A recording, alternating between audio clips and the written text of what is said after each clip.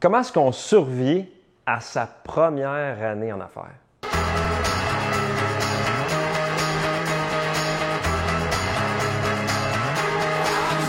Bonjour, je m'appelle Gabriel Laflamme, je suis courtier immobilier, mais je suis avant tout un passionné d'entrepreneurship, de développement personnel, de vente et marketing. Donc, si vous appréciez les sujets que je viens d'énumérer, vous allez sûrement apprécier mon podcast. Quand j'ai commencé comme courtier immobilier, il y a 11 ans, j'étais extrêmement motivé. Je travaillais fort, j'avais un bon mentor, ça allait bien. Après quelques années, ça allait tellement bien que les gens commençaient à rigoler de moi. Pourquoi? Parce que moi, j'avais ma petite Mazda 3 rouge que j'avais depuis 7-8 ans. Les gens me disaient « Gabriel, t'es bon en immobilier, tu fais un paquet de ventes. Pourquoi tu ne t'achètes pas une belle auto? Hein? Pourquoi tu ne t'achètes pas une belle maison au lieu d'habiter dans un 3,5? » Puis moi, j'écoutais ça, je me disais « Regarde, je suis bien dans mon 3,5. Je suis bien avec ma Mazda 3 qui ne me coûte rien, qui est déjà payée. » Mais pourquoi je parle de ça? C'est que les gens, on dirait qu'il y avait une pression à ce que, parce que ça allait bien en affaires, je devais obligatoirement acheter des objets de valeur, comme une auto, une belle maison, avoir des montres chères, des souliers chers. Mais moi, je n'étais pas intéressé. Puis pourquoi je vous parle de ça? C'est parce que je pense qu'il faut résister, surtout quand on commence à la tentation de tout de suite augmenter ses dépenses quand on commence à avoir des revenus qui vont quand même bien quand on démarre une entreprise. Parce que le danger du début, quand ça va bien au début, ça fait 2 ans que ça va bien, on se dit dans 10 ans, ça va encore aller bien, mais ce qu'on ne sait pas, c'est que dans l'économie, il y a des cycles. Il y a des cycles économiques. Des fois, ça va très bien. Pour une raison X, il peut arriver quelque chose d'imprévisible qui va faire baisser l'économie. Puis là, tout d'un coup, ça va moins bien. Puis là, on a de la misère à faire ses paiements si on s'est embarqué dans toutes sortes de paiements connexes. Fait que moi, quand j'ai commencé avec ma petite Mazda 3, j'avais un petit sourire en coin, ça me dérangeait pas en tout que les gens rient de moi, qui me disaient « Regarde, tu pourrais t'acheter une Porsche. » Je m'en fous de la Porsche. Fait que ma philosophie que j'ai toujours eue, c'est d'avoir une gestion de mes finances personnelles qui est lean. Lean, c'est un mot anglophone. Aux États-Unis, ils l'utilisent à toutes les sauces, lean, un lean startup. On démarre une compagnie en étant lean. Ça veut dire quoi concrètement? Ça veut dire qu'on a toujours un œil sur nos dépenses d'affaires, mais surtout nos dépenses personnelles. Parce que ce qui arrive, c'est que si on ne garde pas un œil sur ce qu'on dépense dans notre quotidien, bien, ça peut facilement monter. Hein? Les restos, les sorties, les voyages, les arrêts chez Starbucks, hein? les arrêts pour acheter des gourous à chaque jour, puis des cafés, puis des ci, puis des ça. Puis finalement, quand on regarde nos états financiers, on se rend compte « Wow, je suis en affaires, ça va bien. » Mais financièrement, je l'arrache. C'est pour ça que moi, je vous encourage au début, quand vous commencez une entreprise, puis même une fois que ça a décollé, que ça a démarré, de toujours regarder ça lean, hein? Une gestion saine de vos finances. Puis les bienfaits de cette philosophie, de cette façon de voir les choses, c'est que c'est pas stressant, ça dort bien. Tu sais, les gens, des fois, ils s'embarquent dans des paiements, toutes sortes de paiements. Ah, ça va bien en affaires? Je m'achète une grosse Mercedes. Je m'achète une grosse auto. Mais là, ça crée une pression à produire. Moi, il faut que je fasse des ventes, il faut que ça aille bien, sinon je ne serais pas capable de soutenir mon mode de vie. Mais moi, là, quand j'ai commencé en affaires, je n'ai pas commencé en affaires pour m'acheter des bébelles.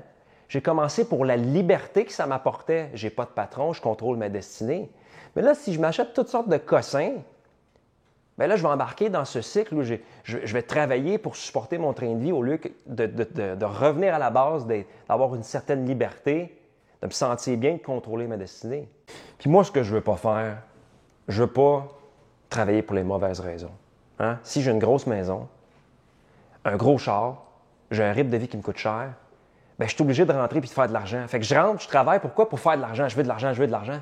Ce n'est pas la bonne intention. Moi, mon intention, c'est de travailler pour aider les gens. Puis je ne veux pas que ça se convertisse en aider à faire de l'argent parce que là, j'ai un rythme de vie qui n'est pas soutenable. Donc, encore une fois, moi, je vous encourage à vivre en dessous de vos moyens. Pas d'être cheap. C'est bien de se gâter. Mais surtout en phase de démarrage, les premières années, il faut être conscient de ça. Il faut que la base, il faut que la fondation, il faut qu'on soit bien assis avant de commencer à se gâter. Tu sais, c'est facile. Tu regardes sur Instagram, tout le monde a des belles montres, des beaux souliers, des voyages. Tout le monde a des beaux cheveux, des beaux ci, des beaux ça. Tout le monde se gâte. C'est le bling-bling, c'est ce qui flash qui est attrayant. On a comme une pression, on se fait comme influencer sans le savoir. On veut s'acheter des trucs. Ah, je vais m'acheter une belle ceinture, une belle montre, des souliers Gucci. Puis on voit ça constamment. Mais moi, je vous dirais, regardez, revenez à la base. Est-ce que c'est important? C'est éphémère, ces choses-là. Le plaisir que ça donne, c'est à court terme. Mais le stress, par contre, que ça apporte, c'est à long terme. Fait que la réalité d'un entrepreneur, quelqu'un qui travaille à son compte, peu importe le domaine, c'est d'avoir une bonne gestion du flux de trésorerie. hein, avec le chat qui vient dire bonjour, c'est toujours plaisant.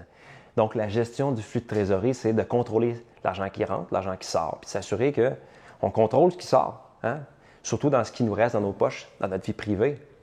Donc, on contrôle les dépenses, les revenus, mais aussi le flux de trésorerie, l'argent qui rentre, l'argent qui sort.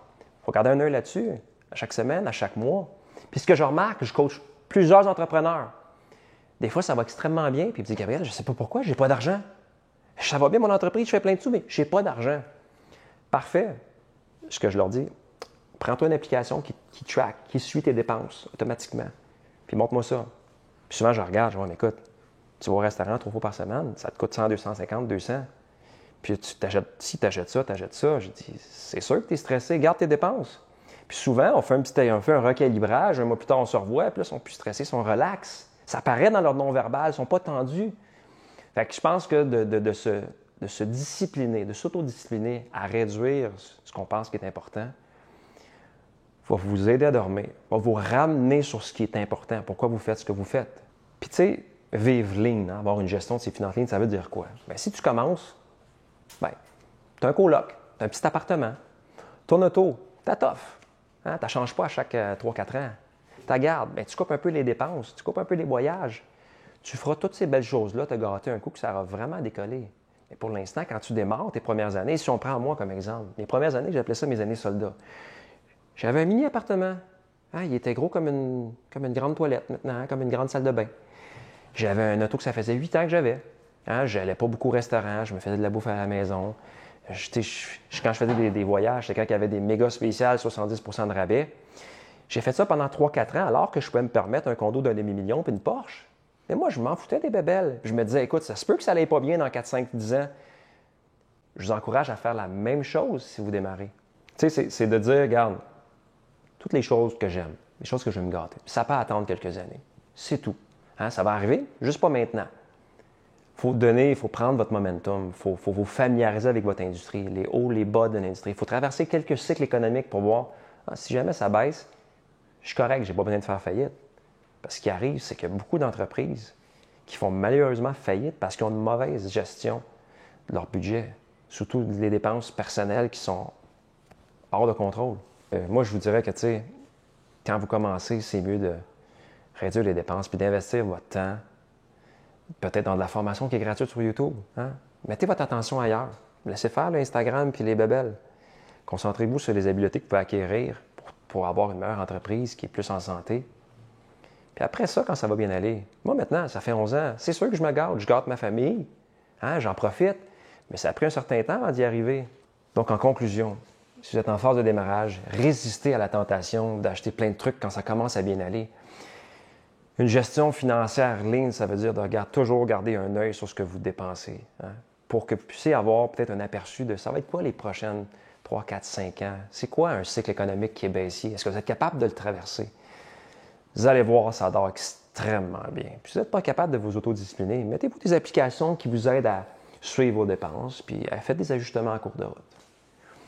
J'espère que vous avez apprécié le podcast. Le podcast est disponible partout, notamment sur Spotify, sur YouTube.